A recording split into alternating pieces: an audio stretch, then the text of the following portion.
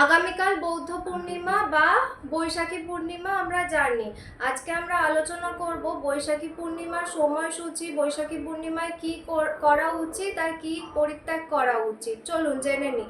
বৈশাখী পূর্ণিমা পড়ছে রবিবার সন্ধে 7:16 আর তিথি সমাপ্ত হচ্ছে সোমবার মানে 12ই মে রাত্রি 9:03। এই দিন আপনারা মানে সোমবার দিনটা তিথি পালন হবে, পূর্ণিমা তিথি পালন হবে। এই দিনে আমরা সত্যনারায়ণ পুজো করে থাকি। এই দিনে গঙ্গা স্নান করা খুব ভালো। গঙ্গা স্নানের সময় হচ্ছে আপনি সূর্যোদয় থেকে সকাল 10:56 পর্যন্ত গঙ্গা স্নান করতে পারেন। আর যদি গঙ্গায় গিয়ে স্নান না করতে পারেন তাহলে বাড়িতেই স্নানের জলে গঙ্গা জল মিশিয়ে স্নান করলে সমান পুণ্য লাভ করা যেতে পারে। আর এই দিনকে আপনারা সকালে বাসি বিছানা ত্যাগ করে সকাল সকাল ঘুম থেকে উঠে বাসি বিছানা পরিত্যাগ করে ঘরদোর পরিষ্কার করে নিয়ে স্নান করে নেবেন। তারপর অবশ্যই নিরামিষ আহার গ্রহণ করবেন।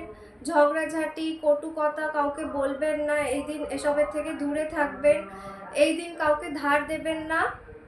আর এই দিন আপনি চুল দাড়ি নখ কাটবেন না একদমই। ধন্যবাদ।